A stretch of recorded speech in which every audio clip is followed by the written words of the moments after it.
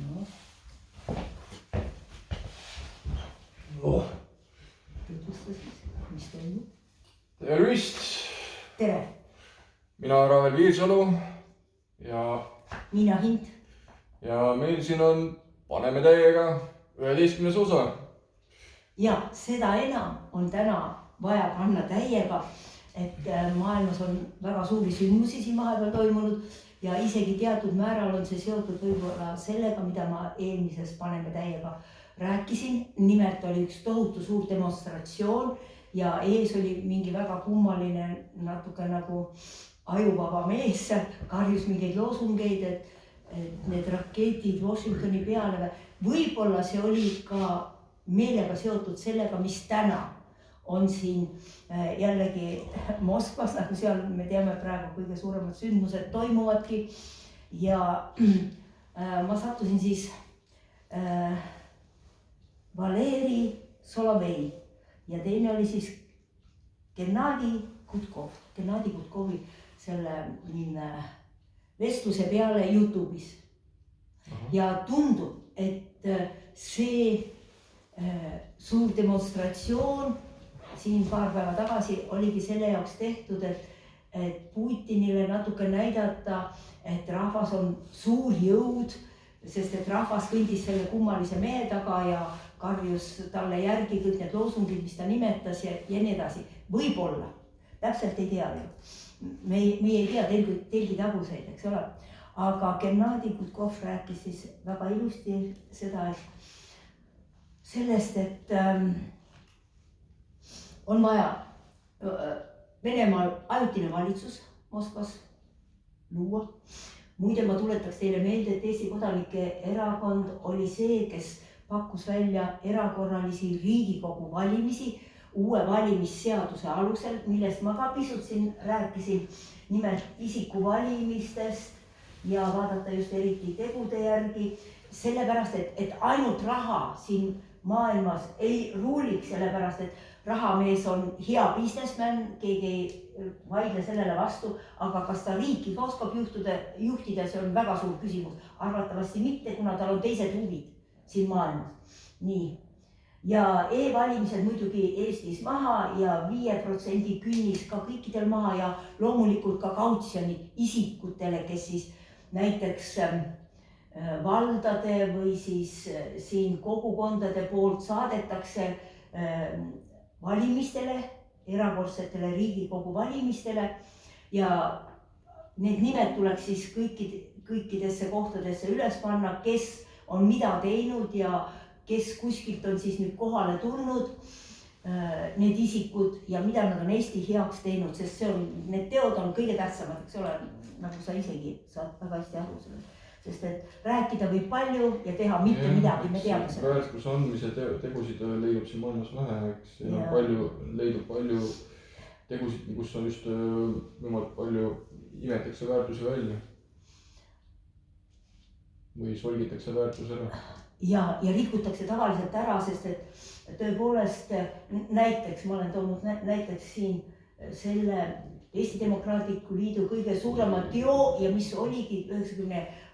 aastate algul seal kõige suurem tegu oli kas korjata kokku 100 000 allkirja, kas jääda edasi Nõukogude Liidu koosseisu või välja astuda ja Karl Lust nimetas seda kõige suuremaks teoks, ainult et kas käsu pärast või ta eksis või milles oli asi, igatahes ta varastas selle Eesti Demokraatliku Liidu teo ära ja kirjutas selle Rahvarinde kontole ja loomulikult ükski meediakanal, kuhu ma teatasin sellest ja ka Kesknädal ise ei avaldanud seda minu vastust selle peale, kuna ma juhtisin seda erakondas, ma täpselt teadsin, mis seal kõik toimub selles erakonnas.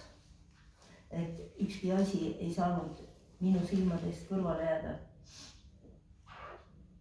Niiviisi. Ja nüüd siis otsitakse asendajad, kas saab selleks siis Gennadi Gutkov, kes väga ilusti tõepoolest esines YouTube'is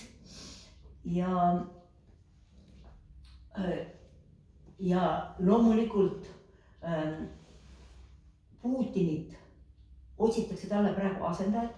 Putin pole seda ise välja pakkunud ja nähtavasti ta ei pakugi demokraati välja, kes siis tagaks Venemaal ka sõna ja tegutsemisvabaduse. Niiviisi asendajat Putinile muidugi ei taheta ja siis Gennadi Gutkov rääkis, et ta oli siis rääkinud muidugi ka lääne juhtidega ja need asjad olid läbi arutatud ja on selge, et igal riigil, igal rahval, erineval rahval ka Nõukogude Venemaa koosseisus on õigus alati iseseisvusele, kui ta seda tahab ja sõnavabadus peab olema loomulikult tagatud, mitte nagu see Putini ajal on siin toimunud, et ei lasta siin isegi esineda opositsioonil sõna võtta, nagu me tänase päeva jooksul nägime. Ja tänase päeva jooksul ma nägin neid saateid nii Gennadi Gutkoviga kui ka siis Valeri Soloveiga, aga keda valitakse, seda muidugi ei teata, sest et need on vabad valimised. Seal ei suruta kellelegi peale, et sa pead oma hääle seal kellelegi otseselt ära andma, eks ole. Et niisugust asja ei juhtu. Ja siis ma nägin ka Nemtsovi seda deklaratsiooni, kes muidugi Putini võimu poolt ära tapeti ja kes nimetas Putinit, siis ta ütles ta kohta, et teda hakatakse vihkama nagu Hitlerit või siis ma lisaksin seal Stalinit ka, sest et Stalin oli ka suur diktaator loomulikult. Ja siis täna ma nägin ka veel ühte väga huvitavat saadet Viktor Frankl, kes siis pandi koonduslaagrisse ja tema oli see, kes ka inimeste psüühikaga tegeles. Ja ta ütles väga huvitavad asjad, näiteks, et iga inimene võib muutuda. Võib to change. Et ta võib muutuda ja isegi seal näiteks. Et see on ka teile nüüd see innustus, et Eesti rahvas hakkaks muutuma. Kui juba Moskvas on suured muudatused, miks me siis enda elu ei tahaks siin paremaks teha, eks ole. Aga koonduslaagrist ta ütles siis niiviisi, et ka need valvurid, kes seal olid, tulid ja näiteks andsid sulle oma viimase leivatüki, temale endale isiklikult anti ja palju muid niisuguseid asju, et oli näha, et nendes oli hakanud kasvama juba see inimlikkus ja tõepoolest iga inimesel, kuna see kõik läbi vaimu toimub ja inimene on eelkõige spirituaalne olend, siis ei saa seda vabadust täielikult üleüldsegi neilt ära võtta, kuigi ta oli jah koonduslaagris ja nii edasi aga ma arvan, et väga mõjus ka see, kuidas tema seal ennast üleval pidas, sellepärast et kõik need valvurid said aru, et noh, et ta mõistab, et need valvurid olid ka nagu meie politseinikud, kellel oli käsk antud seal arreteerida Vabaduse väljakul inimesi, ära viia oma politseiautodega ja nii edasi. Ja noh, seal ka natukene sinnapoole need asjad siis liikusid ja eks ta nähtavasti rääkis inimestega ka, et igalühel on võimalik muutuda, kui ta soovib seda, sest et see kõik toimub läbi meie vaimu. Kõik need asjad. See on järjepidevuses ja enesekindluses ja nägemas seda selgelt seda sihtpunkti, kuhu sa soovid jõuda, et kui inimene on soov jõuda kusagile sihtpunkti, kusagile staadiumisse, aga seal on liiga palju nagu meelitusi ja ahvatlusi tee peal ja ehk tõkkeid, mis võtavad hoogu maha, et sinna jõuda ja või hoopis et siis ta loobub sellest. Kõik see karkass, mis see väike kuhi, mis on ehitatud, et sinna jõuda, just võib hoopis ära laguneda, aga seda mitte lihtsalt järele anda oma ahvatlustele ja madalatele vibratsioonidele vaid kontrollida iseennast aeg-ajalt, visata pilk iseendale aeg-ajalt ja kontrollida, et kas no, sa ikka lähed õiget teed mööda, et kui sa tõepoolest tahad muutuda, siis sa pead valima selle õige tee ja katkematult minema selles õige suunas. Eks vastused selleni, kõige selgemad vastused selleni leiab ikka sisemiselt, mitte välimiselt. Et kõige tõelisemad vastused. Ja see on tõesti vaja mõtelda väga selgelt, et mis kõik on seotud just rahva endaga. Et kui rahvas üles ärkab, isegi näiteks kui ta ärkas seal,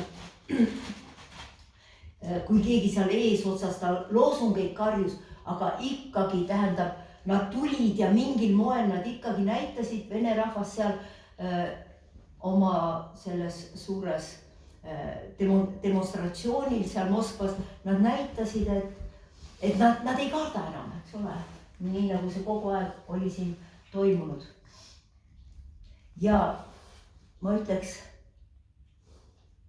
üks väga Alice Imedemaal, selle raamatu autor, matemaatik ja filosoof kindlasti, tema ütles ka niiviisi, et kui sina usud minusse, siis võin ka mina uskuda sinusse.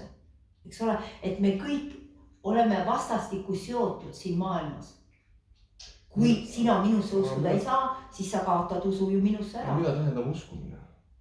Tähendab, et sa oled aus inimene, et sa tahad muutuda, et näiteks paremuse suunas. Kindlasti ma seda kogu aeg püüan teha, sellepärast ma jälgin ka, mis maailmas toimub, sellepärast et ma tean, et see elu siin maa peal sõltub meist. Tähendab, mitte ainult meist kahest loomulikult, vaid Eesti rahvast, millise maailma me siia tahame luua. See on meie kätes. No eks me lihtsalt kajastame oma raadiosagedusi ja see on teiste otsustada, kas nendel pakub see sagedus huvi ja kui pakub, siis nad võivad seda materjali veel mida kuulata, et kui ei paku huvi, siis seal on palju muid sagedusi ka. Ma eelmine päev ütlesin, et meid eestlasi on siin Eestimaal 60%, noh, see on tõesti juba niiviisi, et ihukarvatused püsti, et tähendab, meil on samamoodi või isegi rohkem mingil moel vaja siin midagi tõepoolest siin muuta siin Eestimaal, sellepärast, et niisugused valimised, nagu praegu on, kus ainult raha määrab sul ära, kas sa saad sinna, kas sinu erakond saab sinna, nagu ma ütlesin, riik maksab ju nendele kõikidele veel peale maksumaksja taskust võetud rahasid. Järelikult keegi teine ei pääsegi sinna ülesse, meil kogu aeg satuvad sinna ülesse inimesed. Konkurents peab ikka olema, jah? Kui ei ole konkurentsi, millisest demokraatiast me siis üleüldse räägime, ei ole ju seda siis olemaski, eks ole. Arenguvõimalusi peab ikka olema, et ikka uusi ideesid ja kaaluda ja et mitte lihtsalt võime palju väärtusi imeda välja meie riigirahvalt. Ja ma arvan, et kui juba Venemaal inimesed suudavad pisutki hakata muutuma, nagu ma tänaste uudiste põhjal järelduse sain teha, siis ühesõnaga on selge, et maailmas üleüldse asjad hakkavad muutuma paremuse suunas ja meil ei ole kõikidel vaja enam väriseda selle aatomipommi ohu ees. oleme rohkem eeskujulikuks rohkem vapruse poolest, mitte hirmu poolest. Ärme levita seda hirmuviirust. Hakkame vaikselt ennast nii-öelda, hakkame vaikselt antikehasid tootma vaikselt selle hirmu vastu. Et see hirm on tõesti üks tõsine probleem maailmas. Kui keegi saab sellega nakatunud, siis ta lihtsalt, see võtab kogu tema keha üle ja ta levitab seda edasi. See on nagu nakkushaigus. Ja pluss see, kus ta seda hirmu sai, ta samuti loob kanali selle kohaga, kus ta hirmu sai ja ta hakkab omandama, sisestama veel rohkem seda hirmu iseendasse ja siis pumpama seda edasi teistele. Et see on nagu viirus, see on palju surmavam ja palju levivam kui ükski teine viirus, mis maailmas üldse on. Et see on tõesti suur probleem ja julge olla vapper ja julge oma elu ise paremaks teha, sest mitte keegi teine meie asemel seda teha ei saa. Eks ikka kõige tõhusam tegelane, kes saab sulle elu paremaks teha, on ikka sinu ise, jah. Aga kõik üheskoos, eks ole, vaat selles on. Ja samuti suhtlemine on väga kasulik, et kui leida meeldivad ja võimalikult arenenud sõbrad endale ja kui sul ei ole kuigi arenenud sõbrad ja kuigi ärkvel sõbrad ja kuigi meelemärkusel sõbrad, siis julge hakata ise juhiks, kes... Kui sul on rohkem antud, siis anna sina ka edasi. Jaa, kui sa juhtud olema nagu, kui sul juhtub olema midagi anda teistele, siis julge hakata, julge neid väärtusi edasi anda ja julge olla juhi rollis selles suhtes. Et see ei ole nii hull, kui olla ohvri rollis tegelikult, et ohvri roll on nagu on küll nagu tuntum ja nagu ja rohkem nagu kogemusi selles suhtes, aga julge proovida ka juhi rolli natukene. See võib olla üsnagi meeldiv, et kui sa näed, et see omandab palju potentsiaali areneda selles suhtes, et kui oled juht, siis sa pidevalt töötad selle kallal, et endast parem juht teha ja sa pidevalt paned ennast proovile ja see ei ole nii ebameeldiv elamus kui... Ei, ma tahaks öelda, et see on kõrgemalt poolt antud sulle anne olla juht näiteks, eks ole, ja võta see siis vastu, eks ole, ega inimene lihtsalt niisama järsku ei saa hakata seal juhiks, tal peab ideed olema, mismoodi oleks õigem see riik üles ehitada, inimestele parema elu luua, nii nagu näiteks Nemtsov täpselt ta ütles kõik ära. See samane Venemaa suur kangelane, kelle kõiki saateid ma kuulasin ja tal oli väga õigus nii Putini suhtes, ta teadis, et Putin tapab ta isegi ära. Ta isegi ütles selle välja ühes kohas, sellepärast, et tema oli see, kes kõige paremini nägi seda mädanud süsteemi läbi. Ja ta ütles, et Putin muidugi kaob sealt ära, sealt, kus ta praegu on.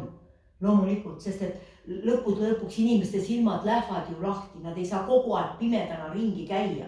Nad näevad ju, eks ole, mis toimub, et ühed on superrikkad, kellel on kõik olemas ja kes varastavad rahva tagant veel ära kõik need võimalused, tähendab, nad kasutavad kõik võimalused enda rikastamiseks ära.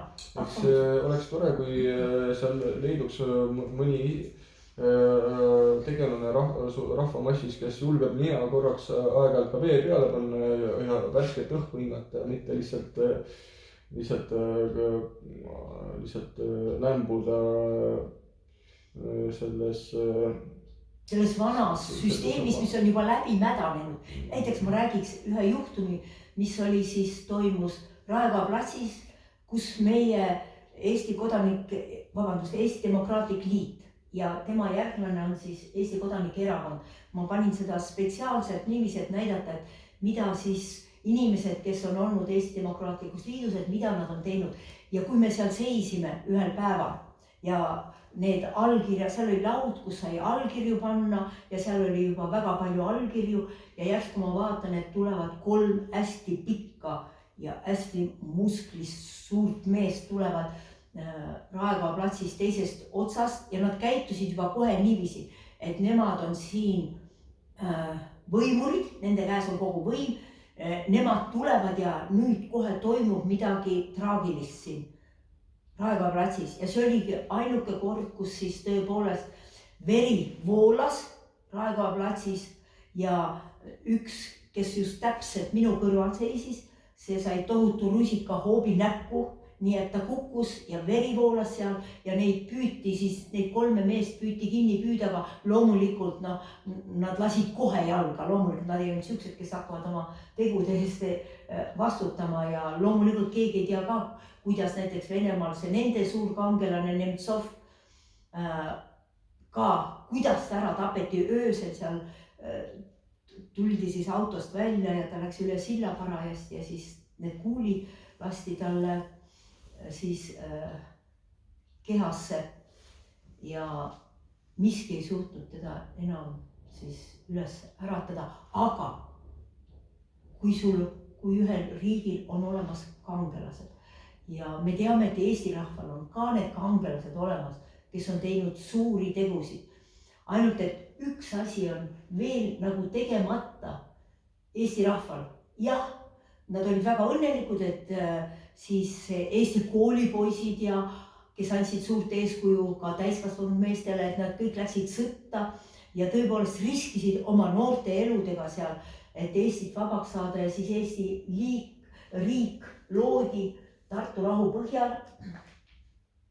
Ja loomulikult tähendab Tiit Kärner oma raamatus ütles niiviisi, et väga tähtis on, tähendab, et mis on siis nüüd jäänud selleks viimaseks takistuseks, et me saaksime oma parema riigi luua, kui me suutsime, siiamaani oleme seda suutnud teha.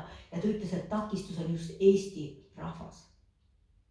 Eesti rahvas on selleks kõige suuremaks takistuseks. Tähendab, mis tähendab üldse rahvas? Tähendab, rahvas tähendab seda, et tõepoolest, kui sa näed kuskile, et eestlasele kuskil liiga tehakse, siis sa lähed ja sekkud sinna. See tähendabki see, et eestlased hakkavad ennast üksteist hakkavad kokku hoidma. Ükskõik, kus nad ei oleks, mis ei juhtuks, nad hoiavad kokku. Nad kommunikeerivad, nad suhtlevad. Ja esiteks hakkavad suhtlema ja siis nad näevad, et tõepoolest, et ainult nii saabki rahva luua, aga muidu meil oli niiviisi jah, et siin heideti meie kõige suuremad kangelased siis vangi või siis isegi tapeti ära, näiteks vabadussõdalaste juht siis Artur Sirk tapeti ja täiesti kindlasti siis, kuna tema käsikirju üles ei leitud, mis ta tahtis kirjutada siis kindlasti vabadussõdalaste poliitilisest elust ja nii edasi ja kindlasti siis Pätsu poolt see toimus, aga tähendab sellepärast, et Päts oligi see inimene, kes valetas, ütles, et vabadussõdalased on riigireeturid, need tuleb kinni panna, saatis siis noored kadetid neid öösel kinni panema ja millest ma oma raamatus ka kirjutan, labürint vabadussõdalastest ja Artur Sirgist ja nii edasi. Ja ühesõnaga, et siiamaani tähendab, ka Soomes juhtusid niisugused asjad, seal olid ka mingid need, keda oleks saanud samamoodi hävitada nagu meie vabadussõdalasi seal tohutuks pikaks ajaks kinni panna, aga soomlased nii ei tee.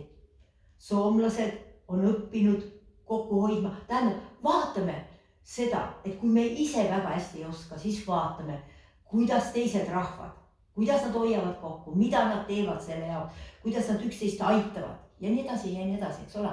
Et see on kõige kavalam viis, kuidas üldsegi õppida ilma, et sa peaksid isegi küsima, mida teha. Praegult on suured ajad on käes, kus on üks suurimaid aegu, kus kas mängida ohvri rolli või haarata sellest võimalusest õppida sellest midagi. Et praegult on võimalik õppida kõige suuremaid õppetunde ajaloos võib-olla. Ja saada aru, et kes pakub välja õige idee. Näiteks ma veel kord rõhutan seda, et kui ainult väga rikkad rahamehed satuvad sinna ülesse, sest et neil on nii palju raha, et nad võivad kõik ära osta, kõik ajalehed ja nii edasi, eks ole, arusaadavad. Ja kui järjest kogu aeg, me ei ole ühtegi, nimeta mul üks väga hea Riigikogu, kes seal üleval on olnud, väga hea, sa ei oska seda, mina ka ei oska seda nimetada, sest et seda ei ole veel olnud, eks ole, järelikult me peame muutma valimisseadust, me peame e-valimised üleüldse ära tühistama ja tõepoolest hakkama siis isikuvalimisi korraldama, kus siis igaüks, kes tuleb valimiskohta, et tal on olemas kõik need inimeste nimekirjad ja nende teod siis väga lühidalt loomulikult seal välja öeldud ja et telekas annaks neile kõikidele võrdselt seal rääkida iseendast või küsimusi esitada nendele, kes tahavad kandideerida sinna ülesse, sest teisiti me seal mingeid muudatusi ei suuda seal üleval Toompeal läbi viia. Rahvas ei suuda. Kui me selliseid asju nagu valimisseadus ei muuda, on ju selge. Ainult raha hakkab ruulima ja seda ütles ka David Vseviov, kes on väga palju seal uurinud kõiki neid poliitika asju ja ta ütles ka, et siiamaani ainult rahadega kõik need Riigikogu inimesed istuvad seal niiviisi ja mitte keegi teine sinna ei pääsegi. Sellepärast, et esiteks kautsjon on väga suur, kui sa tahad vabalt sinna üksikkandidaadina minna. Sa võid seda teha, aga su kautsjon on väga suur ja nii edasi ja sulle ei anta võimalust ennast tutvustada. Nii et sellest pole mingit kasu, eks ole. No, võrreldes isikuga, kellel on võimalus osta suur kogus hääli lihtsalt raha eest, et pannes reklaami üles ja lihtsalt naeratuse näoga ja oma valimisnumbrid ja pluss... Või siis viinapudelit poe taga pakkuda, eks ole, mis on juhtunud? Lihtsalt jagada tasuta tooteid koos hääletus. Et seal ei ole nagu mingit väärtusi jagata, mis väärtusi nad toovad või midagi, et nad lihtsalt ütlevad... Või nad valetavad, nad lubavad sulle väga palju ja muide, et vaesed inimesed tulevadki reformi taha, sest et nad kõik saavad sealt kas kaetud toidulauad. No nad tuleksid jäätisest ka teisel pool linna. Ei muidugi, peaasi, et nad midagi saaksid ja kuna Reformierakond ongi kõige rikkam erakond seal üleval, siis loomulikult kõik need vaesemad inimesed jooksevad sinna kokku. Ja nad ei mõtle selle peale, et millist elu nad hakkavad elama ja kuidas siis reform pigistab viimase veretilga nende kehast välja. Kui rahvas on, äratatakse kõrgemasse meelemärkusesse, siis arvatavasti nad siis rohkem tajuvad ja saavad rohkem aru oma tegude üle ja mitte tegude üle, et kui nad lihtsalt vaikivad ja lihtsalt... Ja käivad seal söömas ainult ja neid ei huvita, mida teeb Reformierakond. Neid see üldse ei huvita. Nad ei uuri ühtegi asja, nad lihtsalt lähevad sinna sööma, on ju?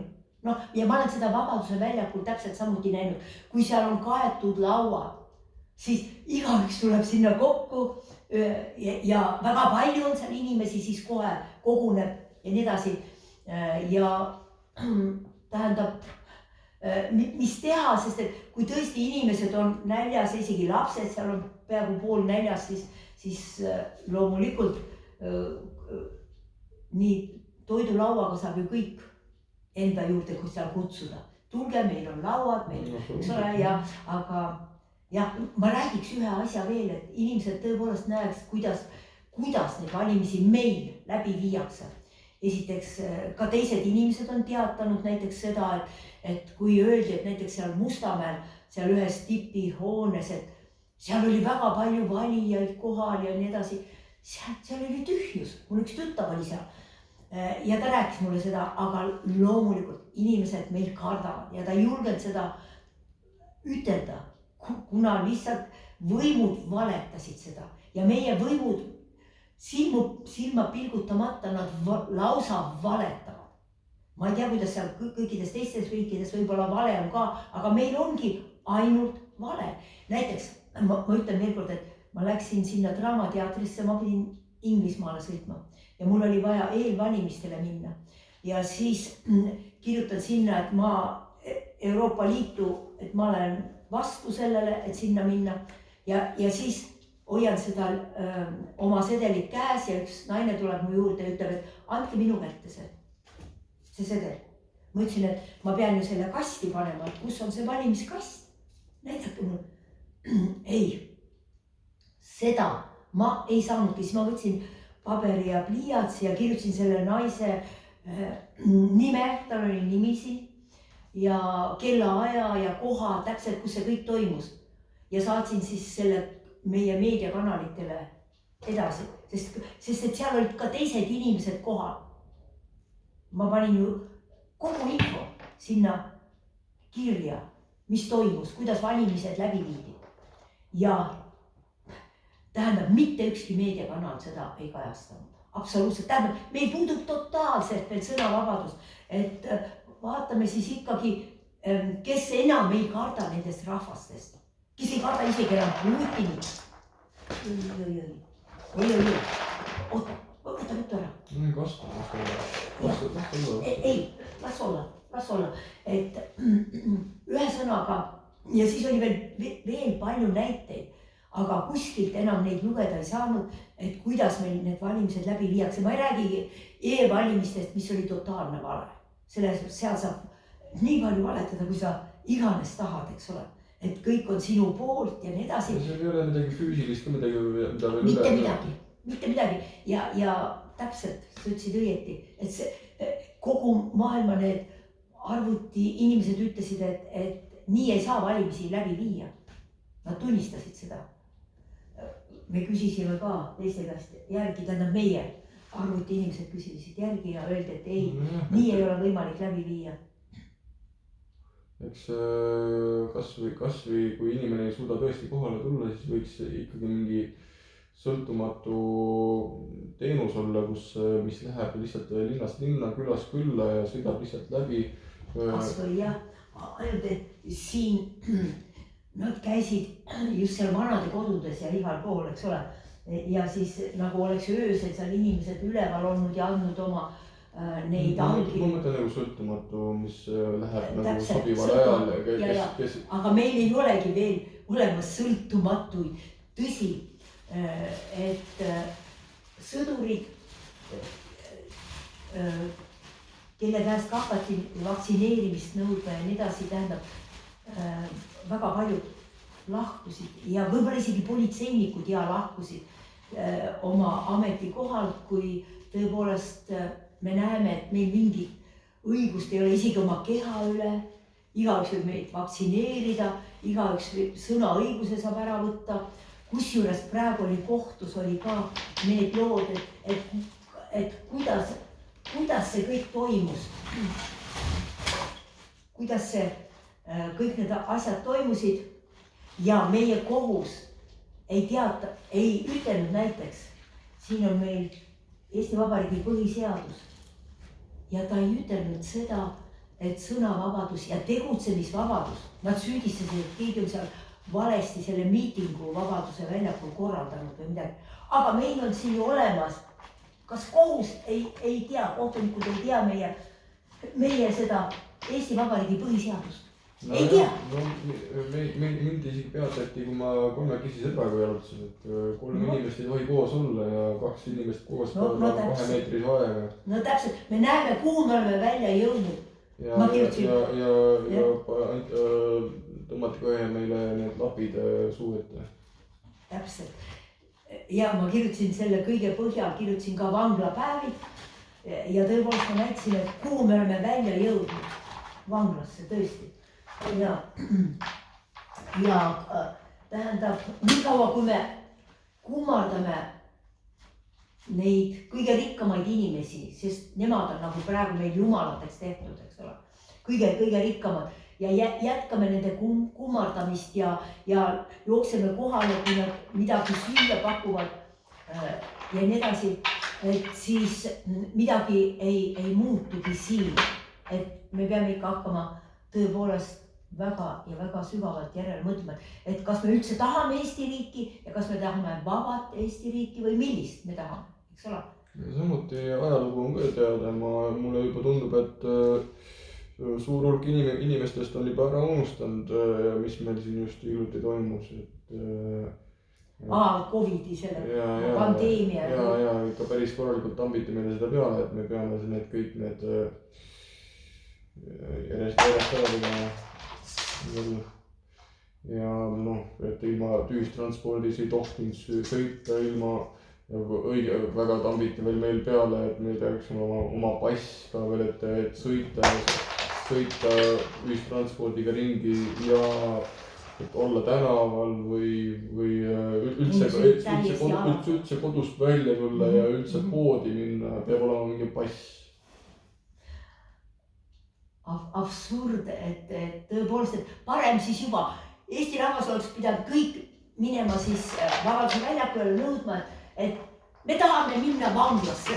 Sinna, eks ole, ja väga hea, saad süüa, eks ole, ei pea seal poes käima tühjades poodides ja otsima seda toitu taga, eks ole.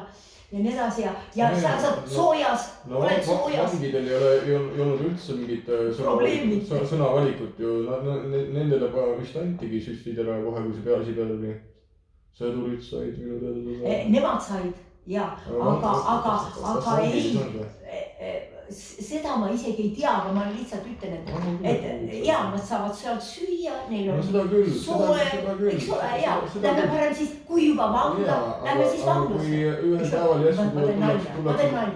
Ühel päeval järsku tullakse su kongi ukse juurde ja ühel on käes mingi 6-8 vaktsiini ja siis lihtsalt üks jäära lihtsalt päevned sulle sisse ja siis veel lapiga suu ette ja... Siis ma tuletaksin meelde ühte eestlast. See oli väga palju aega tagasi muidugi, kui eestlased oli see nagu talurahvas ja siin olid need mõisnikud ja nii edasi. Ja siis ühele talupojale taheti ka peksa anda ja ta ütles niiviisi. Te võite mind maha lasta, aga peksta ma ennast ei lase. Vaat nii. Et tähendab, parem muidugi, kui ta oleks organiseerinud need talupojad ja need mõistlikud maha löönud, eks ole. Nagu võiks öelda, et me parem sureme, kui hakkame orjaliks.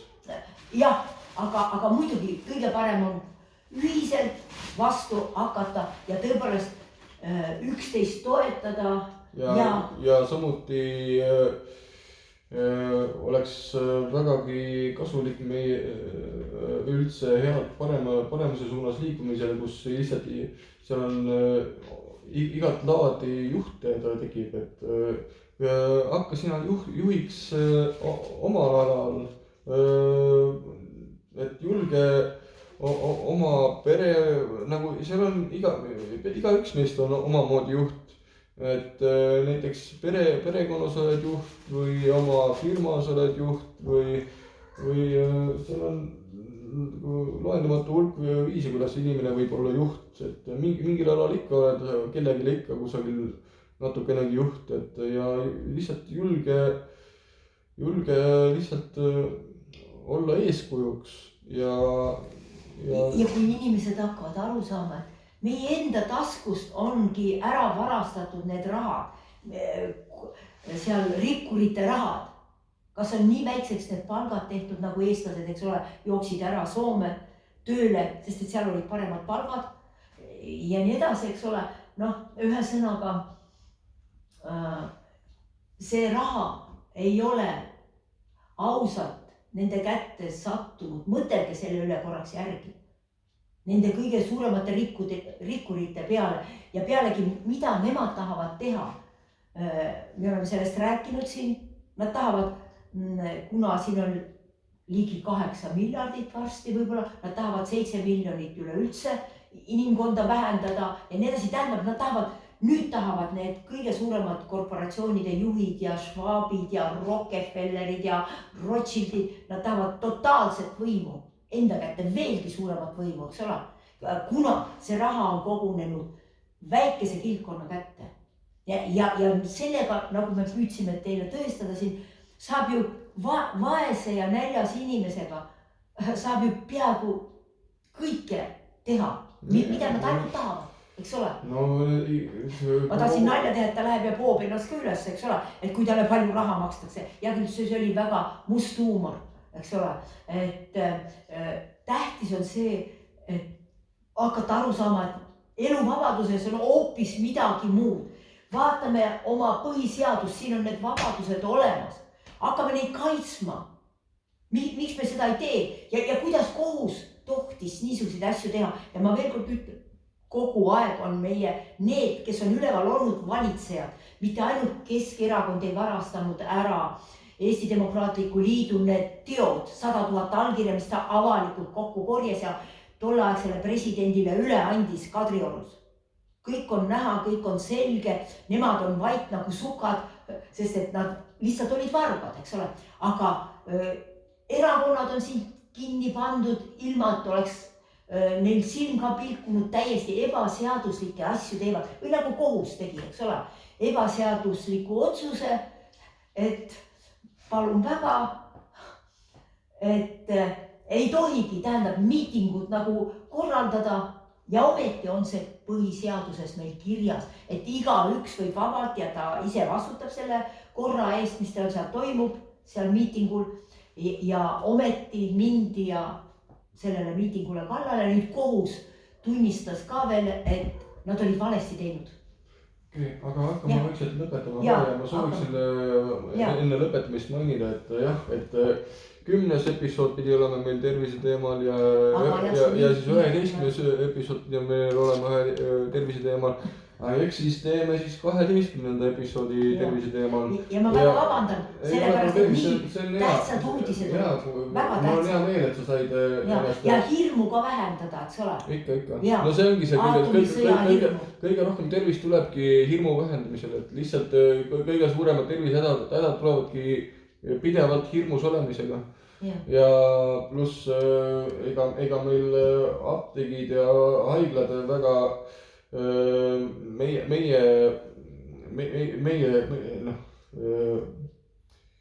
kasuks ei tööta ja kuigi need arstid ja apteekrid küll nagu müüvad küll neid tooteid, aga ja teevad kõike raamatu järgi, aga see need tooted ja need raamatud, mille järgi nad töötavad, need on kõik suht 100% hoopis vastupidiseks tehtud, et kõik, mis nad räägivad, ma soovitan teha vastupidiselt aga ma peaksin siin videos siis arvatavasti mainima, et kontrolli oma perearstiga ennem kui meie infot tarvitate. Nii et 12. episoodini. Ja püüame saada siis inimesteks, vabadeks, uhketeks, väärikateks, kellel on südametunnistus ja kes vastutavad oma riigi ja oma rahva eest. Ja ka rahvaks püüame siis saada, kui me selle esimese sammu oleme ära teinud, siis püüame ka rahvaks saada, tõeliseks rahvaks. Julgeme omastada vastutust ja julgeme seista iseendi eest ja julgeme ka toetada teisi. Kui nad hädas on. Ja kui kedagi tõesti hakatakse jälle politseinike poolt arreteerima ja nõudma mingeid asju, siis me lähme kohe juurde. Kõik eestlased, kes seal lähedal on, peavad kogunema. Uurime asja, lihtsalt paotame kõrva ja vahendame infot seal. Ja me ei luba arreteerida, me ei luba ära viia. Või me tuleme kõik välja Vabaduse väljakule. täpselt, hoiame sidet üksteisega ja suhtleme ja samuti, kui kellelgi teil on poiss või tüdruk, kellega te soovite kohtingule kutsuda, samuti ärge kartke suhelda, et elu on küll pikk, aga samas väga piiratud, et ikka. Vahetame infot, eks ole. jah, et lihtsalt pange mingi panus sellele, et kasvõi lihtsalt kutsuge teda välja lihtsalt jalutuskäigule või lihtsalt julge natukenegi harjutada suhtlemist teistega. jah, et eestlastel on see viga jah, et nad liiga nagu eraldi on üksteisest, eks ole, ja see on see üks suurimaid vigu, aga suur tänu kuulamise eest. Suur tänu ja 12. episoodis näeme. Kõike head, nägemist.